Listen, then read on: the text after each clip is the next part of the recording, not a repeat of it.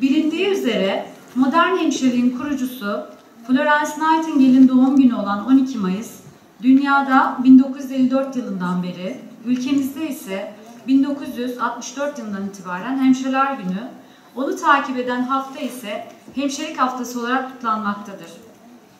Florence Nightingale'in Kırım Savaşı sırasında İngiltere'den gelerek Üsküdar'daki Selimiye Kışlası'nda hemşirelik yapmış ve büyük ün kazanmıştır. Nightingale, modern hemşireliğin temelini Kırım Savaşı sırasında ülkemiz topraklarında atmıştır. Bu özel gün, hemşirelerin toplum sağlığına verdiği ve verebileceği önemli katkıları herkese anımsatmak için kutlanmaktadır.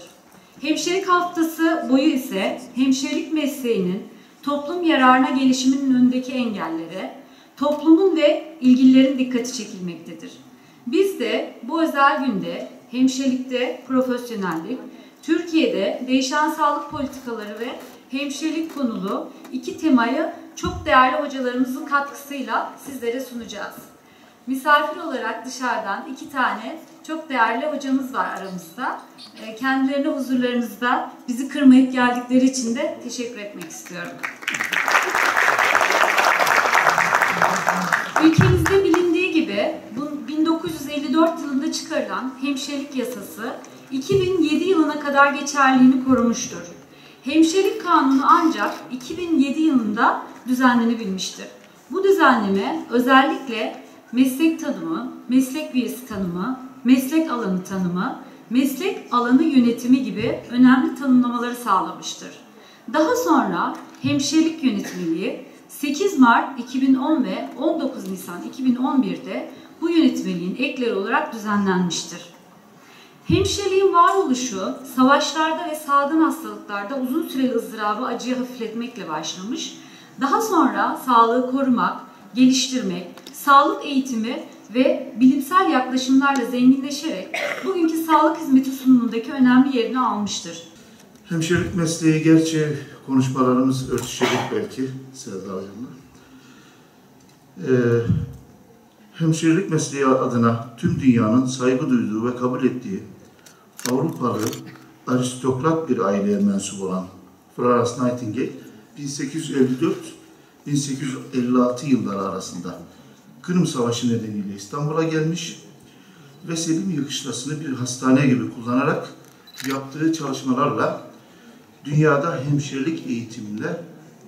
hemşirelik eğitimle kazanılması gereken bir meslek olarak kabul edilmesini sağlamıştır. Bu nedenle Florence Nightingale doğum günü olan 12 Mayıs her yıl Dünya Hemşireler Günü olarak kutlanmakta.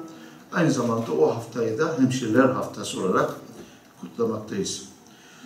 Uluslararası Hemşireler Konseyi'nin önerdiği gibi hemşirelik her yaştaki birey, aile, toplulukların sağlıklı olsun, hasta olsun, sağlıklı olsun, hasta olsun, bulundukları her yerde sağlığın geliştirilmesi, hastalıkların önlenmesi, iyileştirilmesi, engelli olma ve ölüm olayındaki bakımından sorumludurlar. Ayrıca güvenli çevrenin sağlanması, sağlık araştırmaları, sağlık politikalarına katılım, hasta bakım ve sağlık sistemlerinin yönetimi ve eğitim en önemli hemşirelik rolleridir şeklinde tanımlanmaktadır. Çok güzel şeyler konuşmak istiyorum. Tabii profesyonellikle başlayacağım. Ama bazen belki içinizi karartmış olacağım. Gerçekleri de konuşacağız ama hakikaten katılıyorum. Hemşireler 2014 sloganı çok doğru.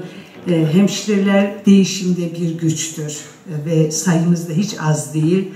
Ama bizim sorunumuz sanırım birazcık profesyonelliğin içini tam dolduramamakta. Onun için de profesyonellikle ilgili bugün burada nacizane inşallah sizleri de memnun edecek konuşmayı burada hep birlikte. Hatta ben birkaç sene önce bu teknolojiyle tanıştım. Kendi slaytlarımı yaptım. Slaytlarım çok güzel olmayabilir ama çok rahatlıkla soru cevap şeklinde istediğinizi sorabilirsiniz. İstediğimiz şekilde de tartışabiliriz.